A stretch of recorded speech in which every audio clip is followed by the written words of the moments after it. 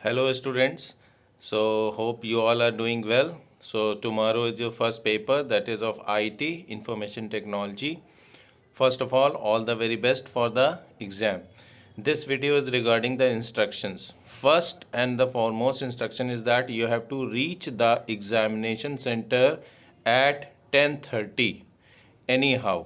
Okay, 10:30 पे आपको examination centre पे पहुंच जाना है।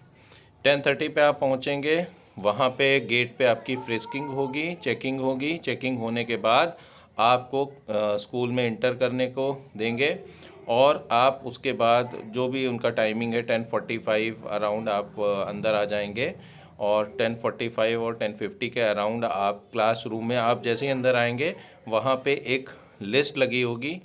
आप वहाँ पे अपना रोल नंबर चेक करिएगा। रोल नंबर के अकॉर्डिंगली आपका रूम नंबर वहाँ देखेंगे कि आपका रूम नंबर कहाँ है, आपका रोल नंबर कौन से रूम में है। फिर आप अपने रूम में चले जाएंगे। ठीक है, जिस भी फ्लोर पे है, जिस भी बिल्डिंग में है, the teachers will be there to help you, assist you. You can take the help of the persons those are there in the building. After reaching the examination centre, जैसे ही आप examination centre पर पहुँचेंगे वहाँ पे जो आपका board होगा, ब्लैक बोर्ड या वाइट बोर्ड जो भी, वहाँ पे भी आपके रोल नंबर्स लिखे रहेंगे, प्लस एक लिस्ट लगी रहेगी जिसमें आपके रोल नंबर्स लिखे रहेंगे। आप वहाँ पे चेक करिएगा। फिर आप वहाँ पे देखेंगे आपकी जो सीट है उस सीट पे आपको जाके बैठना है। ठीक है, अगर आपके रूम में 12 स्टूडेंट्स हैं, ऐसा अगर 12 स्टूडेंट कैंडिडेट्स हैं, 12 स्टूडेंट्स हैं एक रूम में, तो एक इन्विजिलेटर रहेगा। और अगर 24 कैंडिडेट्स हैं तो 2 इन्विजिलेटर रहेंगे। और जैसे कि फर्स्ट एग्ज़ाम था आर्टिफिशियल इंटेलिजेंस का, I have done the invigilation duty in that exam. So in that exam there were 12 students in the room. So I was the alone invigilator in that room. और उसमें जो students बैठे थे वो इस तरह से बैठे थे कि एक सीट पे एक बच्चा बैठा था, एक सीट छोड़ के दूसरा बच्चा बैठा था, फिर एक सीट छोड़ के तीसरा बच्चा बैठा था। एक पूरी रो में 4 बच्चे बैठे थे। इस तरह के 4 4 4 टोटल 3 रोज़ थी। अच्छा, आप पहुंच गए, उसके बाद 10:50 तक आप सीट पे जाके बैठ गए। 5-10 मिनट आप रिलैक्स करिए, पानी वानी पीना है पानी वानी पी लीजिए, रिलैक्स करिए, चिल करिए और don't get nervous, no need to panic at all. After that what will happen at 11 बजे आपको अप्रॉक्सीमेटली 11 बजे आपको OMR शीट्स डिस्ट्रीब्यूट की जाएंगी। There will be distribution of OMR sheet at 11। ठीक है, OMR शीट पे आपकी सारी डिटेल्स प्री फिल्ड रहेंगी, उसको एक बार चेक कर लीजिए। फादर्स नेम, मदर्स नेम और आपका roll number, everything will be pre filled that you can verify from your admit card. Admit card आपको टेबल पे ही रखना है। और दूसरी चीज़ ये है कि उसमें एक क्वेश्चन पेपर कोड के लिए एक कॉलम रहेगा टूवर्ड द राइट साइड, वो आपको बाद में भरना है। उसके नीचे OMR के नीचे एक सेल्फ डिक्लेरेशन रहेगा, जैसा कि हम लोग ने मॉक प्रैक्टिस में किया था। उसमें आप अपना जो भी स्टेटमेंट है वो पूरा कॉपी कर देंगे और उसमें आप अपना सिग्नेचर करेंगे। सिग्नेचर में जैसे कि हमने आपसे सिग्नेचर करवाया है, आपको अपना नाम ही लिखना है। उसके बाद 11:10 पे, 11 बजे आपको OMR शीट मिली, 11:10 पे आपको क्वेश्चन पेपर मिलेगा। ठीक है, अच्छा, एक चीज़ का ध्यान रखना है, जब आपको OMR शीट मिले और जब आपको क्वेश्चन पेपर मिले, दोनों ही टाइम में आपको ये मेक श्योर करना है कि उस पर फैसिमली स्टैम्प होना चाहिए। फैसिमली स्टैम्प मतलब स्कूल का जो स्टैम्प होता है, प्रिंसिपल का या जिसका भी एक स्टैम्प होता है, फैसिमली स्टैम्प उसको बोलते हैं, वो होना चाहिए। अगर फैसिमली स्टैम्प नहीं है, तुरंत आप अपने इन्विजिलेटर को बताएंगे कि फैसिमली स्टैम्प इज़ मिसिंग। ओके, उसके बाद 11:10 पे आपको क्वेश्चन पेपर मिलेगा। क्वेश्चन पेपर पे सिर्फ आपको अपना रोल नंबर लिखना है। आई एम रिपीटिंग, सिर्फ रोल नंबर लिखना है, नथिंग एल्स। ठीक है, क्वेश्चन पेपर पे। उसके बाद आप एक रफ़ शीट अगर लेना चाहें तो ले सकते हैं, जितनी भी रफ़ शीट लेना चाहें उतनी रफ़ शीट ले सकते हैं।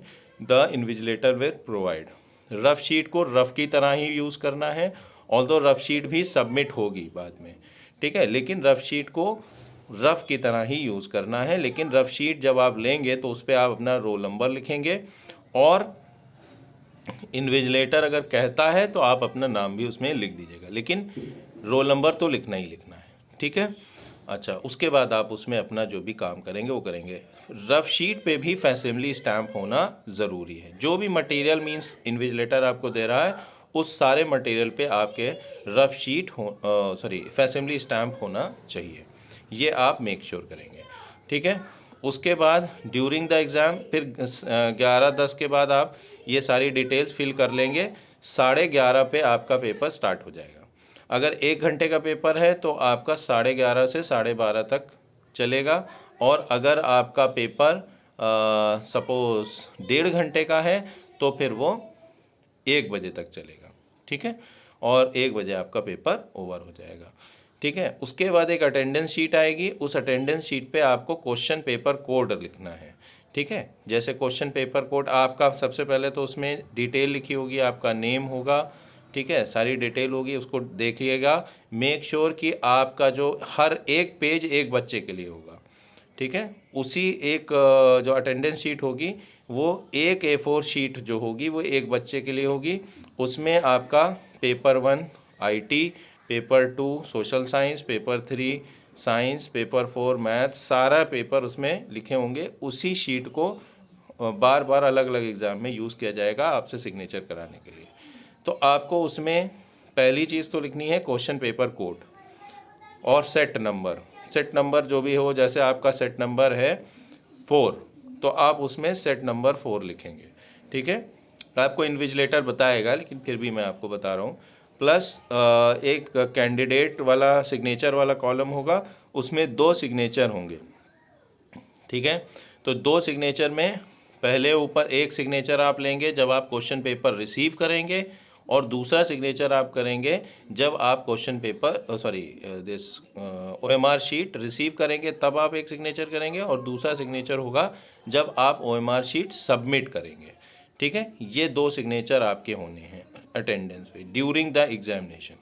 प्लस एक चीज़ और है कि जो आपकी OMR शीट है, OMR शीट पे इन्विजिलेटर का सिग्नेचर होगा, और इन्विजिलेटर सिग्नेचर के नीचे इन्विजिलेटर अपना यूनिक ID कोड नंबर लिखेगा, ठीक है। ये 2 चीज़ें आपको करनी है। एक चीज़ का और ध्यान रखना है कि जैसे फॉर एग्ज़ाम्पल आर्टिफिशियल इंटेलिजेंस के पेपर में आपके क्वेश्चन 33 क्वेश्चन थे।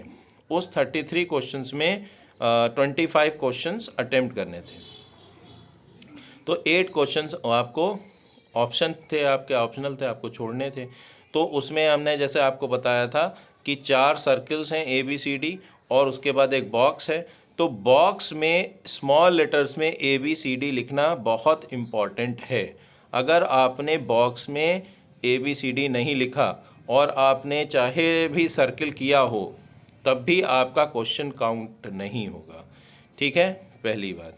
दूसरी चीज़ ये कि अगर आप क्वेश्चन लीव कर रहे हैं तो आपको हैशटैग वाले कॉलम में जो नंबर दिए हैं 1 2 3 4, मान लीजिए क्वेश्चन नंबर 26 आप लीव कर रहे हैं तो क्वेश्चन नंबर 26 को डार्क इन करना है, इस चीज़ का ध्यान रखना है। अगर आप पूरी लाइन ब्लैंक छोड़ देते हैं तो वो अनफेयर मीन्स में काउंट होगा, मीन्स ये माना जाएगा कि आप चीटिंग कर रहे हैं, नकल कर रहे हैं, तो इसलिए ब्लैंक नहीं छोड़ के आना है, ठीक है।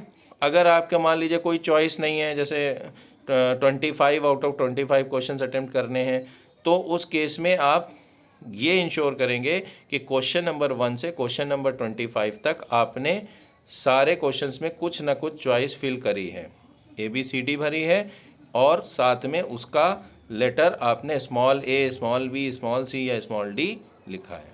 मेक श्योर कि ओवर राइटिंग बिल्कुल ना करें और कट करके दोबारा ना लिखें, ठीक है, ये नहीं होना है, एक ही बार में लिखना है, लेजिबल लिखना है, ऐसा लिखिए ABCD जो आपको बिल्कुल क्लियर हो कि आपने क्या लिखा है, ठीक है, और अनअटेम्प्टेड मत छोड़ के आइएगा, ठीक है।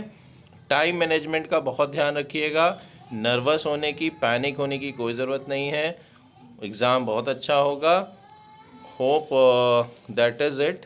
सो again once again all the very best for the examination. हाँ, regarding this thing ki what to take. So you can check the list of barred items on the CBSE academic website. So what items are allowed in the examination hall and what are not. जैसे one of the child was asking that whether watches are allowed or not. So I don't think you need a watch over there because a wall clock will be there in the room as per the CBSE. Okay, got it? So all the best. Thank you so much. God bless you all.